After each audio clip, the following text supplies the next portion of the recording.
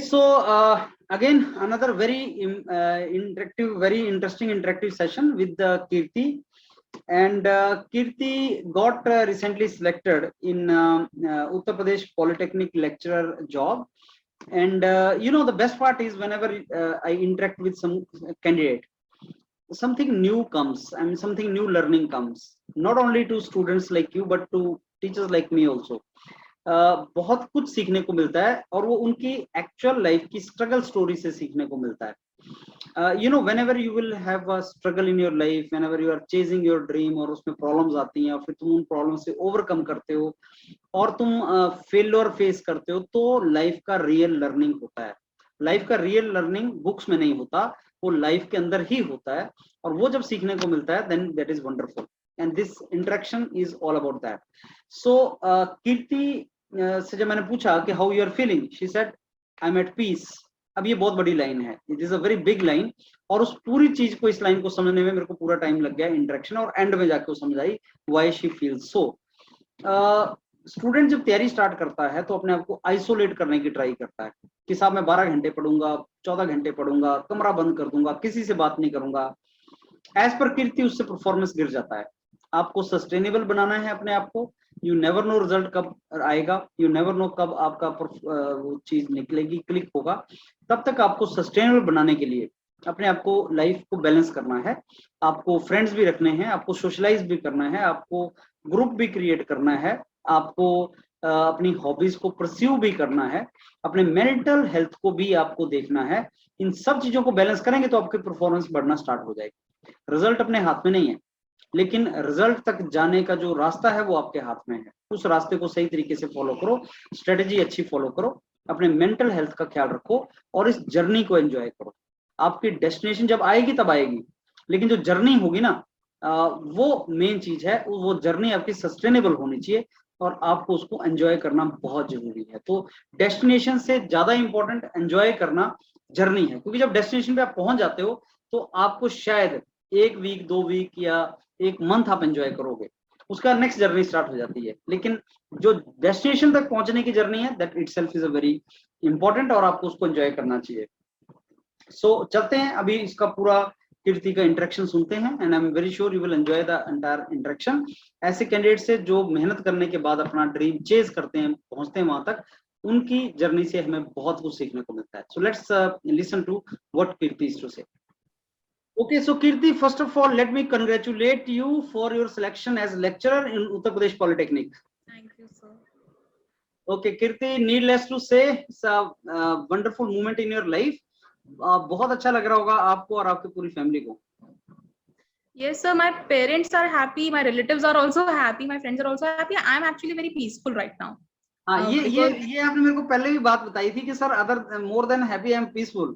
इसका क्या मीनिंग है? Can you elaborate that, Kirti? Sir, of course that there is a lot of things when आप preparation में आते हैं. कैंडिडेट्स बहुत ज्यादा हैं और वैकेंसीज कम हो जाती हैं हर साल. तो जब ये वैकेंसी आई थी, at that time I was in very low life state. But मतलब प्रिपरेशन में अपने आप को बहुत पुश करती थी, बट मेंटली मैं इतनी प्रॉपरली उस चीज को स्ट्रेटेजाइज नहीं कर पाती थी. स्ट्रेटेजाइज थोड़ी मैं I was in peaceful. But then after that, अभी क्या होता है कि there are people who are joyous for you, your friends are joyous for you, that you are finally getting, cut off clear कर रहे हो, तुम interview देने जा रहे हो.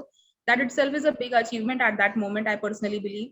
But आप खुद इतने peaceful हो जाते हो, okay, finally I have something in life, I can carry on my preparation or whatever I want to do in my life. So this is the kind of peace we have at that moment. Very true. And वो state of peace and trance and calmness is required in life to give your best. Yes, sir. Sure. Yes, definitely. That is the most important thing I personally believe at this moment. अच्छा कीर्ति, अभी we would like to know more about you. आप कहाँ से belong करती हैं और आपका college आपने कहाँ से ग्रेजुएशन किया, कब किया, और उसके बाद की जर्नी आप क्या कर रही थी अभी? Sir, basically I am from Ayodhya. And I have done my mechanical engineering from Ajay Kumar Garg Engineering College, Ghaziabad. And in those 4 years, my personal life was in such a way that at that moment there was a lot of emotional and mental turbulence. तो मैं अपने आप को push तो करती थी, अपने आप को प्रोजेक्ट्स हुआ, और क्लासेस हुई, एक्स्ट्रा क्लासेस हुई या एक्स्ट्रा ऑनलाइन कोर्सेज हुए, पुश तो करती थी, बट रिजल्ट नहीं निकलता था उस मोमेंट, बिकॉज आई वॉज, फिर उसके बाद जब लगा कि प्रिपरेशन में आना चाहिए अप्रेंटिसशिप पीरियड के बाद, तो मैं जब प्रिपरेशन में आई उस मोमेंट भी मैं अपने आप को क्वेश्चंस तो लगाती थी, पुश तो करती थी, but that at that moment मैं अपने आप को इमोशनली काम नहीं करती थी और मेंटली, क्योंकि सब बच्चे पढ़ रहे हैं, very good students are there, average students are there, average students भी बहुत अच्छा परफॉर्म कर ले जाते, तो उस कॉम्पिटिशन को मैं समझ रही थी, बट उसको मैं प्रोसेस नहीं कर पा रही थी। तो इन 4 साल के अंदर मैंने अपने हॉबीज वगैरह सब कुछ छोड़ दिए थे, बट मुझे लगता है कि हॉबीज और आपके जो इंटरेस्ट है उसको हमेशा लाइफ में रखना चाहिए, वो बहुत बड़ा पार्ट होते हैं, वो एक्चुअली आपको सेन रखते हैं पूरी जर्नी में, या जितना भी आप प्रिपरेशन कर रहे होते हैं। आपके पूरे एफर्ट को सस्टेनेबल बना देते हैं वो।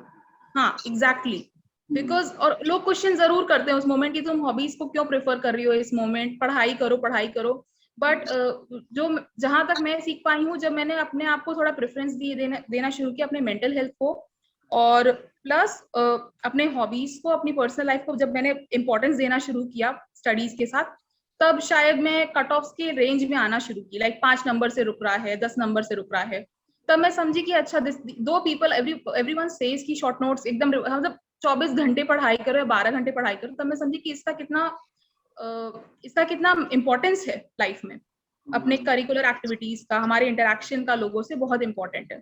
और मैं आइसोलेट रहती थी, फिर मैंने जब आइसोलेशन खत्म किया तब चीजें बेटर लगने लगी मुझे। तो ये आपने बहुत ही इंपॉर्टेंट एक पॉइंट बताया है। नॉर्मली स्टूडेंट सोचता है कि जब आप तैयारी में जा रहे हो तो अपने आप को आइसोलेट कर लो, अपना सोशल सर्कल खत्म कर लो, अपनी हॉबीज को दबा दो, मार दो और बस 12-14 घंटे पढ़ते रहो मशीन की तरह, बट वो सस्टेनेबल नहीं है, उससे आपकी परफॉर्मेंस गिरेगी। इनफैक्ट लाइफ में बैलेंस करना इंपॉर्टेंट है, अपना रिक्रिएट करना अपने आप को इंपॉर्टेंट है, री एनर्जाइज करना इंपॉर्टेंट है, और हॉबीज को भी परस्यू करना चाहिए और सोशलाइज भी करना चाहिए, और उससे मेरे को लगता है कि आपकी परफॉर्मेंस बढ़ जाती है। That is what you have said, right? That is very important point. मतलब हो सकता है सबकी लाइफ में एक अलग फिलॉसफी लगती हो, बट मुझे ये सूट किया उस मोमेंट में। नहीं, ऑब्वियसली अगर सस्टेन करना है आपको ज्यादा टाइम तक, तो आपको बैलेंस बनाना बहुत जरूरी है, क्योंकि आइसोलेट करके तो आप डिप्रेस हो जाएंगे एंड आप इरिटेट भी हो जाएंगे कि मैं क्या कर रहा हूँ। That is the true. Kirti, आपने एक और चीज बताया कि बहुत से लोग स्ट्रगल करते हैं, और अच्छे लोग, अच्छे स्टूडेंट हैं जो बहुत अच्छे कॉलेजेस से हैं, एवरेज कॉलेजेस से हैं, नॉट एवरेज कॉलेजेस से हैं, सारे लोग मेहनत करते हैं। अब ऐसे टाइम पे जब स्टूडेंट कंपटीशन देखता है कि ह्यूज कंपटीशन है और जॉब किसको नहीं चाहिए, अच्छी जॉब किसको नहीं चाहिए, तो उस टाइम पे जब कंपटीशन को बच्चा देखता है तो डिमोरलाइज हो जाता है, और लार्जली बच्चा वहीं पे हिम्मत तोड़ देता है। क्योंकि मैं आपको ऑनेस्टली बता रहा हूं, मैंने बहुत से बच्चों को मेंटर किया इस इंटरव्यू के लिए भी, उत्तर प्रदेश के लिए, उसमें बहुत से बीटेक आईआईटी के थे। आप अजय कुमार गर्ग से हैं, और ऐसा बच्चा होगा जो आईआईटी दिल्ली से भी होगा, and you will surprise to know कि ऐसे भी बच्चे हैं जो आईआईटी दिल्ली, आईआईटी रुड़की के रिजेक्ट भी हुए हैं, और आप एक गर्ग कॉलेज से सिलेक्ट भी हुई हैं। अब क्या चीज मैटर करती है लाइफ में, बिकॉज बहुत अच्छा कॉलेज भी है, बहुत कंपटीशन भी है, तो क्या मैसेज है आपका इस पॉइंट को लेके? सर, एट दैट मोमेंट जब मैं ऑब्जर्व करती हूँ तो मुझे लाइफ स्टेट चीजें बहुत समझ में आती है, बिकॉज मैक्सिमम बच्चे तैयारी करने दिल्ली या अपने होम टाउन के बाहर जाते हैं। उस मोमेंट उनका जिन लोगों से इंटरेक्शन हुआ, मेरे फ्रेंड्स नहीं थे, मैंने कोचिंग ग्रुप्स के थ्रू फ्रेंड्स बनाए, फ्रेंड्स के साथ मेरे ग्रुप डिस्कशंस होते थे, and I am very thankful to all of them. I am very very thankful कि हम लोग रेफरेंस बुक से करते थे डिस्कस, क्वेश्चंस कभी कभार डिस्कस करते थे। उसने मुझे इतना बूस्टअप किया उस मोमेंट कि एटलीस्ट उस एक टाइम पे मेरी होप खत्म हो चुकी थी, मैंने सोचा था जो होगा सो होगा, देखा जाएगा। But when that friends group came in eight that moment, तो उस टाइम पे मुझे काफी रिलीफ मिला प्रिपरेशन में। एटलीस्ट मुझे एक पॉइंट मिला कि वो मतलब कई लोग का एक अप्रोच होता है कि हम अपने आप को आइसोलेट करेंगे, डिस्कशंस नहीं करेंगे, हम अपना टेस्ट अपने ऊपर फोकस करेंगे। बट मैंने एक चीज इसमें ऑब्जर्व की है कि the more you discuss, the more you are going to teach other person, and other person is going to teach you, the more you are going to learn. ये technique मैंने उस बीच में अप्लाई की थी फॉर लाइक 6 and 7 months। तो everyone was very cooperative, everyone was very transparent in their preparation phase। वो अपने सारे स्ट्रगल्स हमसे डिस्कस करते थे कि हर बच्चे का स्ट्रगल भी अलग होता है। जैसे मेरे लिए क्या होता था, मेरा इमोशनल और मेंटल टर्बुलेंस जो हमेशा चलता रहता था। कुछ लोगों को ओवर थिंकिंग का इशू था, कुछ लोग ऐसे होते हैं जो बहुत अपने आप को पुश करते हैं, बट एग्जाम से 10-2 दिन पहले उनको नींद आना बंद हो जाता है स्ट्रेस की वजह से। तो बहुत अच्छे बच्चे, इनके पास बहुत नॉलेज है और स्ट्रैटेजी भी उनके पास क्वेश्चन सॉल्व करने की है, वो इस पॉइंट पे भी पीछे हट जाते हैं, आप पीछे आगे नहीं बढ़ पाते हैं। तो इस स्ट्रैटेजी पे डिपेंड करता है, और हर इंसान का प्रिपरेशन फेज अलग होता है। तो इवन अगर कोई बच्चा बहुत ही अच्छे कॉलेज से है, मे बी वो एक ऐसा पॉइंट मिस कर रहे होंगे अपनी लाइफ में जो हमें दिखाई नहीं देता, कुछ टाइम अकेले रहने पे भी थोड़ा बहुत अंदाजा लगता है जब हम आपको ऑब्जर्व करते हैं, तो वो बहुत इंपॉर्टेंट है। मे बी वो लोग वो मिस कर गए होंगे उस मोमेंट, या सबका अपना प्रेफरेंस भी अलग हो जाता है, अंदर ही अंदर शायद उनको कुछ लग रहा हो कि वो इससे बेटर जगह जाना चाहते हैं, तो वो भी मैटर करता है।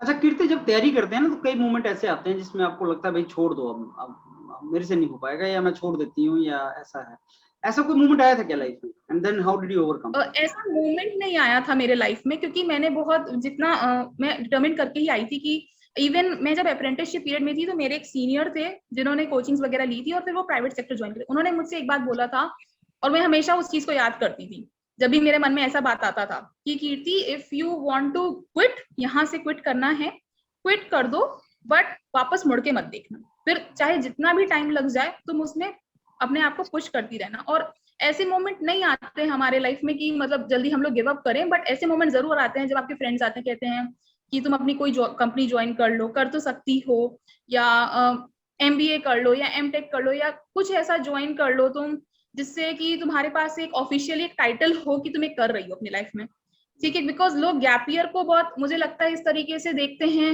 हमारे यहाँ की गैप ईयर इज की बहुत अनसर्टेनिटी है, तो वो उसको कुछ डिटरमाइन नहीं करते। बट मुझे ऐसा लगता है गैप ईयर एक ऐसा मोमेंट होता है जब एक्चुअली आप अपने अंदर झांक के देखते हो और पता चलता है कि आप एक्चुअल में चाहते क्या हो, ये होता है। आपका गैप कितना था कीर्ति आपके करियर में?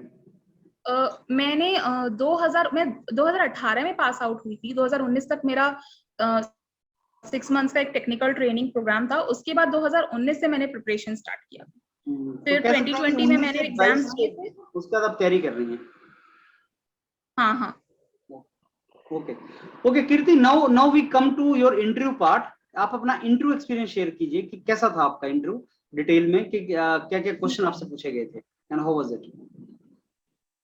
मेरा इंटरव्यू, मैंने जितना प्रिपरेशन किया था, इवन मतलब अगर मेरा 1 बजे इंटरव्यू था, मैं 11 बजे भी मॉक इंटरव्यूज दे रही थी उस मोमेंट, क्योंकि मुझे ऐसा लग रहा था कि अगर एक HR सेशन मुझे मिल जाएगा और मैं टेक्निकल जितना भी मैं पढ़ी उसके अलावा थोड़ा सा अपने आप को HR बेसिस पे फिनिश कर लूंगी, तो हो सकता है मेरा परफॉर्मेंस आखिरी मोमेंट पे भी इंप्रूव हो जाए। बट जब मैं वहां पे पहुंची तो ऑफ कोर्स उन लोगों ने इतना मेरे से HR बेसिस पे इंटरेक्शन नहीं किया, बट उन्होंने मेरे से टेक्निकल बेसिस पे इस तरीके से इंटरेक्शन किया कि questions were not very direct questions. ऐसे क्वेश्चंस मैंने एक चीज ऑब्जर्व की, वो पूछे थे जो कि कुछ क्वेश्चंस ऐसे थे जैसे क्वालिटी कंट्रोल के, कुछ ऐसे क्वेश्चंस थे जो कि बच्चे जब बुक के थ्रू जाते हैं ना तो ऊपर से क्वालिटी की डेफिनेशन पढ़ ली, स्कोप ऑफ क्वालिटी पढ़ लिया, लेकिन एट्रीब्यूट्स ऑफ क्वालिटी नहीं पढ़ा, तो उन्हें एट्रीब्यूट्स ऑफ क्वालिटी पूछ लिया। एंड क्योंकि शायद मुझे किसी सीनियर ने मुझे बहुत पहले उसी ग्रुप डिस्कशंस में जो डिस्कस हुआ था ना, कई क्वेश्चंस इस ग्रुप डिस्कशन से निकल गए थे, तो इस वजह से मैं ग्रुप डिस्कशन प्लस आपका जो आपके सराउंडिंग का जो ऑब्जर्वेशन है ना, वो काफी ज्यादा मैंने देखा कि मेरे इंटरव्यू में रिफ्लेक्ट कर गया है, क्योंकि मैंने जितना पढ़ा था, फेवरेट सब्जेक्ट्स वगैरह सब कुछ मैं मन में रख के गई थी। My favourite subject is thermodynamics, my favourite subject is मतलब आईसी इंजन, जो कुछ भी है उन्होंने उसमें से कुछ भी नहीं पूछा, उन्होंने सब कुछ इंटरेक्शन मेरे किसी शब्द को पकड़ लिया और उस बेसिस पे वो उन्हें लगा कि इसने इतना भारी शब्द बोला है तो चलो इस लाइन में कंटिन्यू, इस तरीके का इंटरव्यू एक्सेंट्रिक हो गया था, बट ओवरऑल इट वर्कड। आप शेयर कर सकती हैं कीर्ति क्या क्या पूछा था उन्होंने आपसे? First question was a very basic question, what is gravity? Okay. And then there was what is tolerance and then allowance. तो मैं अपने अंडरस्टैंडिंग के बाद जो एक्सप्लेन की, वो उसमें अपने अंडरस्टैंडिंग को भी इम्प्रोवाइज करके ऐड किए। उसके बाद देयर वाज दिस क्वेश्चन, उसमें मैंने टॉलरेंस में एक शब्द यूज किया, इंटरचेंजेबिलिटी एंड स्टैंडर्डाइजेशन, तो these are very heavy words. वो एक बहुत बड़ा रिस्क ले लिया मैंने अनकॉन्शियसली। फिर उसके बाद वो क्वालिटी कंट्रोल में चले गए, तो क्वालिटी कंट्रोल में उन्होंने जब इस बेसिस पे गए तो वो आगे बढ़ गए उसमें कि अच्छा टाइम स्टडी, टाइम बोल दिया होगा, फिर पूछे उन्होंने what are the attributes of quality, उसमें मैंने रिलायबिलिटी, वो मुझे आंसर नहीं आ रहा था, उन्होंने कहा ट्राई करो, फिर मैंने पॉइंट्स हटाए, रिलायबिलिटी जितने भी थे, रिलायबिलिटी, रोबस्टनेस, एस्थेटिक्स, तो उनका एस्थेटिक कोई बहुत बड़ा पॉइंट तो नहीं होता है, बट यस ऑफ कोर्स वो रिटन में रखा जाता है। फिर उन्होंने रिलायबिलिटी उठाया, फिर रिलायबिलिटी में एक शब्द आ जाता है हमेशा, लाइफ और टाइम, फिर वो टाइम स्टडी पे चले गए, वर्क स्टडी पे पहुंच गए। तो इस मामले में थोड़े ग्रेटफुल हूँ क्योंकि मैंने जो टेक्निकल ट्रेनिंग की थी वहां पे मेरे जो मैं जिनके सुपरविजन में थी उन्होंने मुझसे बहुत वर्क और टाइम स्टडी करवाया था। मैंने ऑपरेटर्स का एक एक मूवमेंट उस टाइम कवर किया था स्टॉप वॉच के थ्रू, मुझे अभी भी याद है, मेरे नोट्स में रखा होगा। तो उस बेसिस में थोड़ा एक्सप्लेन कर ले गई उस मूवमेंट। फिर द थर्ड पर्सन जो पैनल में थे उन्होंने मुझसे मैन्युफैक्चरिंग के बारे में पूछा। और मैन्युफैक्चरिंग मेरा एक एवरेज सब्जेक्ट है, मतलब बहुत खराब भी नहीं है बहुत अच्छा भी नहीं है। तो थोड़ा मुझे संभाल के आंसर देना पड़ रहा था उस मोमेंट, क्योंकि अगर मैं थोड़ा भी एक्स्ट्रा या कुछ गलत बता दूंगी तो पूरा नेगेटिव चला जाएगा। अच्छा, इस मोमेंट पे एक चीज मैं बहुत ऑब्जर्व करूंगी, जो सब बच्चे बोलते हैं कि जब आप 3 बार क्वेश्चन बोलते हैं ना, I am passing the question, नहीं आता नहीं आता नहीं आता, तो फोर्थ क्वेश्चन में आपके अंदर से अर्ज आती है, अरे कुछ तो बोल दो।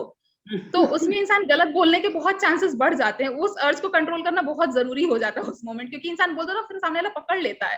तो ये चीज मैंने देखा है। इवन मैंने कई लोगों से बताया कि हमें लग रहा था कि कुछ तो बोल दें कुछ तो बोल दें, लेकिन चुपचाप चुपचाप बेटर है कि एक्सेप्ट ही कर ले, नहीं आ रहा है। तो ऐसे कितने क्वेश्चन थे कीर्ति जो पास ऑन करते गए आप? 3-4 क्वेश्चंस तो थे, 3-4 क्वेश्चंस तो थे। ओके, जो आपने आंसर नहीं दिया और आपने पास ऑन कर दिए। हाँ, उस टाइम पे ऐसा लग रहा था कि अरे, मतलब अगर इवन ऐसा है कि अगर आपको 20 से 30% उसका पार्ट आता है, बेटर है आप बोल दें कि आई एम थोड़ा सा नॉट बोल एबल दो। टू रिकॉल द स्पेसिफिक्स, क्योंकि वो 30% में भी। अच्छा, एक उन्होंने क्वेश्चन पूछा था अलाउंस, तो अलाउंस दो बेसिक तरीके से देखा जाता है। एक तो जो मेट्रोलॉजी में होता है, प्लस दूसरा इंडस्ट्रियल इंजीनियरिंग, जो लोग थोड़ा डेप्थ में पढ़ेंगे, अलाउंस का फॉर्मूले होते हैं। तो वो बार बार कहते, उन्होंने पूछा अलाउंस का मतलब क्या होता है, तो मैंने बता दिया अलाउंस का और कोई मतलब होता है। उन्होंने हंस के बोला, मैंने कहा अब अगर मैं बोल दिया अलाउंस की ये भी होता है इनकम बेसिस पे, तो मुझसे फॉर्मूला पूछेंगे। और फॉर्मूला मैंने ऊपर ऊपर से देखा था, बट मैंने कहा, मैंने बोल दिया शांति से कि I am not able to recall the specifics right now. तो उन्होंने कहा ठीक है, फिर वो आगे बढ़े। तो ऐसा होता है कि even if you are knowing 30%, तो 50% 60% तक चलता है कि क्वेश्चन का एक पार्ट आ रहा, अगर उन्होंने दो लोगों को दो चीजों कंपैरिजन करने, ग्रीन बिल्डिंग पूछा तो ग्रीन व्हाइट बिल्डिंग ऐसे करके कुछ पूछा था। तो मुझे ग्रीन व्हाइट बिल्डिंग बिल्कुल नहीं पता था, बट ग्रीन बिल्डिंग पता था। तो मैंने उसको बताया कि सर मुझे ग्रीन बिल्डिंग आती है, तो ओके प्रोसीड। तो ऐसा होता है कि अगर आप किसी के बारे में 60% 70% जानते हैं तभी मेंशन करिए। अगर 50% से भी थोड़ा कम आपको लगता है कि सिर्फ बेसिक डेफिनेशन होगा, कंसेप्ट समझ में नहीं आया, तो आप बेटर है कि पास ऑन कर दीजिए। It's okay to accept that you are wrong, या आपको नहीं आता है। तो कीर्ति, उन्होंने आपसे ये सारा टाइम मोशन स्टडी वगैरह इसलिए पूछा कि ये आपकी इंटर्नशिप से रिलेटेड कंसेप्ट था, अप्रेंटिसशिप से नहीं, रिलेटेड था? उन्हें पता ही नहीं था। मैंने ऐसा कुछ ऐसा एचआर बेसिस को डिस्कशन ही नहीं हुआ था कि मैंने पास्ट में क्या किया है। उन्होंने एक शब्द पकड़ा रिलायबिलिटी में, टाइम, मैंने टाइम शब्द बोला, तो दे मूव फ्रॉम दैट। तो उनको अपने एक्सपीरियंस के बेसिस पे उन्होंने क्वेश्चंस पूछे होंगे मेरे से। उसी डायरेक्शन में आगे चलते रहे, फिर उस डायरेक्शन में वो आगे प्रोसीड करते रहे, राइट? अच्छा कीर्ति, what is the role of confidence in the interview? What I understand is कि अगर क्वेश्चन का आंसर नहीं भी आ रहा है, but still you are not nervous and you are confident, so it works your way. What is your take on confidence that? Is the most backup plan at that moment. क्योंकि ऐसा होता है कि आपको पता है आपको नहीं आ रहा है, और सामने वाला ट्राई कर रहा है कि लेट अस सी कि जब इसको नहीं आता है ना, तो इसकी ईगो कितनी हर्ट होती है। उस मोमेंट को चेक करते हैं। तो of course it is okay to accept कि आपको नहीं आ रहा है। बहुत आई नो बहुत अच्छे बच्चे हैं, और इट्स ओके टू एक्सेप्ट। और उस टाइम पे क्या होता है कि बहुत बेसिक क्वेश्चंस हम लोग डर के मारे भूल जाते हैं, and it's completely okay to accept sir नहीं आ रहा है। और अगर आपको इम्प्रोवाइज करना है आंसर, तो हम ये बेटर बोल दें क्योंकि आप अभी सर बता दीजिए, I will be revising it.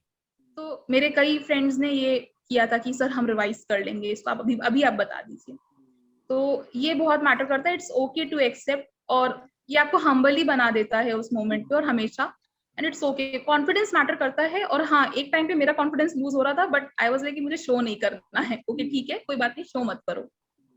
तो ऐसा क्या कर सकता है स्टूडेंट वहां पे इंटरव्यू के अंदर कि उसका लैक ऑफ कॉन्फिडेंस रिफ्लेक्ट ना हो?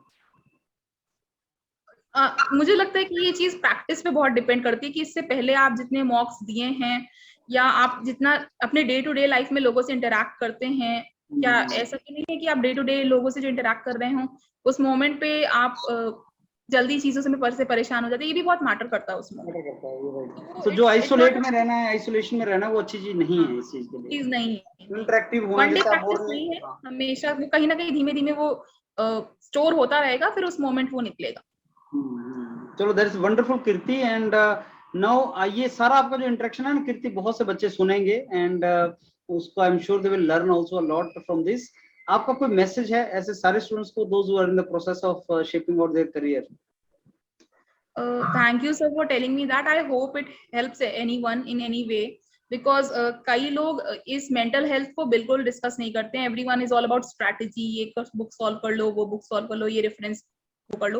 हाँ, that is very important thing कि हम एक अच्छा सोर्स जरूर प्रेफर करें और एक अच्छा मेंटर जरूर प्रेफर करें, but that is also very much important कि आप ऑब्जर्व करें कि आपके मन में क्या चल रहा है. तो दिस इज द मैसेज कि आप जरूर ऑब्जर्व करें. जब मैंने अपने आप को ऑब्जर्व किया और मैंने देखा कि पोटेंशियल पहले भी अगर रहा है, वो अभी रिफ्लेक्ट क्यों नहीं कर रहा, उसके कुछ रीजंस हैं.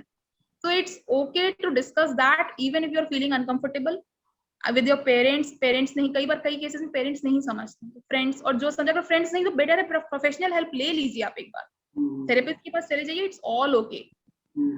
बट इफ यू फील कि अगर आपको अंदर से आ रहा है ना कि आपको इस चीज को परस्यू करना है, तब आप करिए. फैमिली प्रेशर में कुछ भी मत. आपने एक पॉइंट बोला कीर्ति, प्रोफेशनल हेल्प, थेरेपिस्ट वगैरह का आपने कुछ बात ये किया. अगेन मैं इसमें पूछना चाहूंगा कि ये आप जो स्ट्रेटेजी बता रही हैं कि उनको ऐसी काउंसलिंग ले लेनी चाहिए, गाइडेंस ले लेनी चाहिए, ये आप उन बच्चों के लिए बता रही हैं जो मेंटल ट्रॉमा में हैं, या उनके लिए बता रही हैं जो नॉर्मल हैं लेकिन लो फील कर रहे हैं, या किसके लिए बोल रही हैं आप, और कैसे वो किया जा सकता है?